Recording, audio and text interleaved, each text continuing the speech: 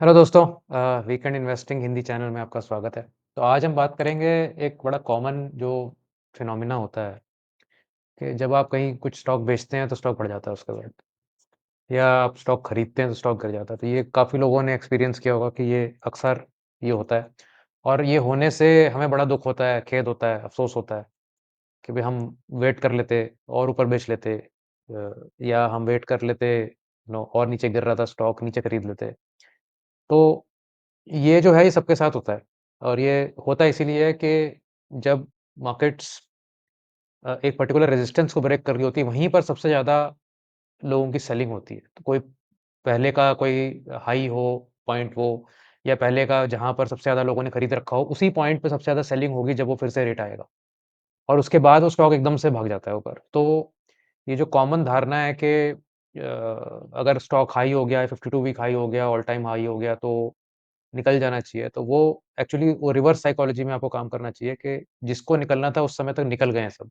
अब स्टॉक के पास एक फ्री राइड है बढ़ने की। तो जैसे इस एग्ज़ाम्पल देखते हैं कि भई आपने यहाँ स कोई खरीदा, जैसे सेंसेक्स खरीदा आपने यहाँ पे और कुछ महीनों बाद वो अच्छा बढ़ने भी लगा, तो आपको लगा कि भई बहुत अच्छी इन्वेस्टमेंट हो गई है और फिर सडनली यहाँ कोलैप्स आ गया और फिर आप डर गए, फिर आपने कहा कि भई अब 50% लॉस हो गया है, इससे ज़्यादा क्या लॉस लेंगे? तो यहाँ पे आपने लॉस बुक कर लिया। या फिर आप देखते हैं कि भई उसके बाद मार्केट फिर बढ़ गई 1-2 साल बाद, तो आपको लगता है कि भई हमने बहुत गलत लॉस बुक कर लिया यहाँ पे, ये हमें बने रहना चाहिए था इसके अंदर। अब स्टॉक्स में भई जैसे आपने यहाँ येस बैंक खरीद लिया, अब ₹40 में खरीद लिया, वो सडनली ₹11 आ गया, 70% गिर गया। अब या तो आपकी स्ट्रैटेजी ऐसी हो कि भई आप छोटे-छोटे लॉस बुक कर लें जब लॉस बुक हो और विनर्स को चलने दें। लेकिन इतना लंबा लॉस अगर आप बुक करेंगे तो इसमें से रिकवर करना बहुत मुश्किल है और वहीं से वो स्टॉक रैली हो गया था। ₹10 से वो फिर ₹300-400 तक चला गया अगले कुछ सालों में। तो बहुत ज़्यादा रिग्रेट होती है इसमें, बहुत ज़्यादा आदमी को अपने कॉन्फिडेंस पे शेक आउट हो जाता है कि पता नहीं मैं अच्छा इन्वेस्टर हूँ कि नहीं, पता नहीं मेरे को इन्वेस्ट करना आता है कि नहीं, मेरे साथ बार-बार तो नहीं होगा ऐसे।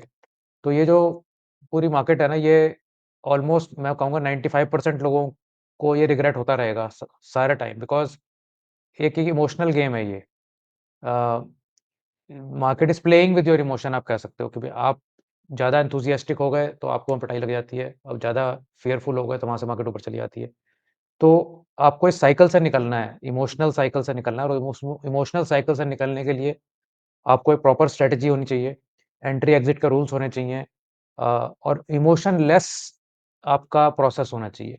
क्योंकि जो सारा ये प्रॉब्लम है, ये ह्यूमन इमोशंस की प्रॉब्लम है और प्लानिंग, एग्ज़ीक्यूशन और स्ट्रैटेजी, इन्हीं से आप इस पर्टिकुलर प्रॉब्लम से ऊपर उठ सकते हैं, जो कि 2-5% ही लोग कर पाते हैं। तो आप इस बारे में सोचिए कि भई कैसे आपने नॉन इमोशनली मार्केट को एड्रेस करना है।